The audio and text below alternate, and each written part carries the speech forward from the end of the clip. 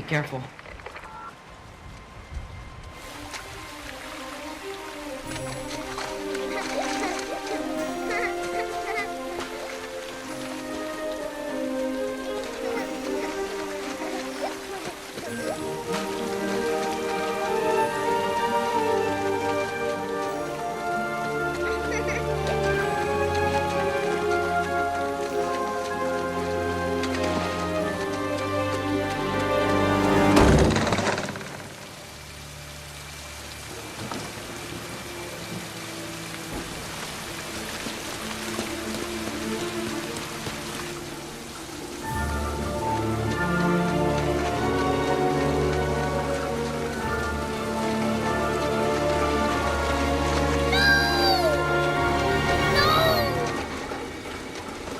Engens. It's gonna kill me.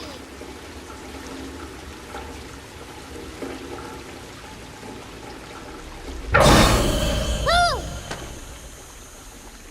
Hiya, Dennis. What a nice boat. Do you want it back? I should get going now. Without your boat? You don't want to lose it. Dennis. Engens. It's gonna kill you. Here. Take it. Take it, Dennis.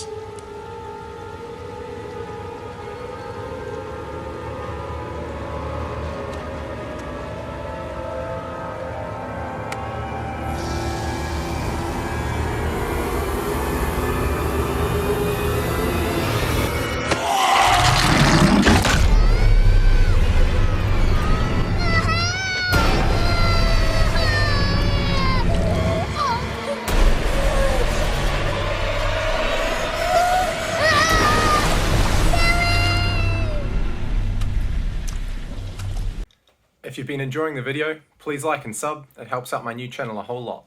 The standoff that we did, you know, before the match, I'm looking at him, like I'm close. I'm looking at his arms, and his bicep, it looked like an ass. Like it was like a freaking glute muscle. Yeah. Like his entire structure was so sinewy and just so strong.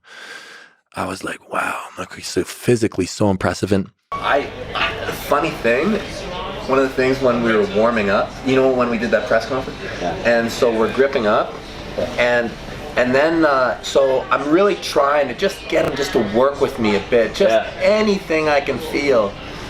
And then the thing that I'm never gonna forget is we shifted to the right hand, and as we shifted, I'm looking at his bicep, and I'm looking at it, and I feel like I'm looking at the side of somebody's ass.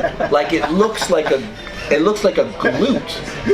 It's like a butt cheek. Double head, bicep is like double head. Butt cheek. I'm like, oh my, and like I can see the tendon, and I'm like, oh my god, it's like. But Denis Saplankov is on a completely different wavelength here. Like, just to give you an example, like everything is thick. Okay, like everything. His frame and structure and connections it all makes sense when you look at him. You know, like the full orchestra is playing. I remember looking at his arm, like this region, and it was very clear to me that it was comparable to my hip joint. You know? Yeah, in everything, in like the tendons, everything. He is very, very strong. But he let me set my position, which means I kind of got my locks in where you can kind of really do a great hold, and he just ripped through me. So you were able to get this great position. Yeah, so it was tore right through me. When I look back at my entire career, no single match has affected me as much as that one match. I, since then, have really wrapped my mind around two theories, which I kind of absorbed there. So what I really realized is, like, there's levels, okay? And the level of strength that Dennis had me beat by was so significant. And I walked away from that match really having a really firm grasp on reality, understanding that if I want to be relevant in the super heavyweight division, this level of strength is something that I kind of have to try and work towards more than I had before. Like, I'm always working on my strength, obviously, but I thought I was kind of close-ish, not close. 2018, Dennis was one of the first ones to make me realize how immature my outlook was. And I fully realized that people sacrifice across all walks of life for their goals, things they love and are committed to. Dennis taught me so much about sacrifice and about selflessness. But if I were to face him again, I need to actually be stronger. I need to be stronger to face Dennis. Do you think you can get there? I have to think about it. You know, I need to go home because it's a hard choice. Look, I love arm wrestling. I want to do it until I die. And I don't want to die anytime soon. So I have a lot to think about. The cost of doing an activity being death, anything that you're in love with, once you get far enough down the road and professional enough at it, it's going to kill you.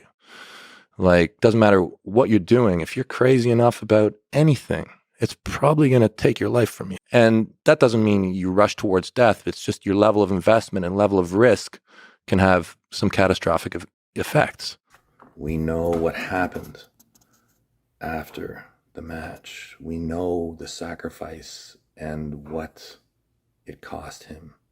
I do not believe for a second Denis Saplenkov does it for ego. I believe he is a selfless human being, a good human being, who fights for victory on the arm wrestling table for his family and his countrymen and his flag. I have a ton of respect for Dennis. I understood that Dennis's level of professionalism far exceeded mine in what we were doing at the time. Like, how serious was I? While it is heroic to sacrifice, I wish Dennis a long and healthy life. I think about Dennis. I think about his health in this preparation. Every day above ground is a blessing. Babkin, to take care of your soldier, yet I do not want to see him fall. I wish him health. I wish to see him fight for many years in the future. Knowing what I know now, like, I think I would love an opportunity to avenge it.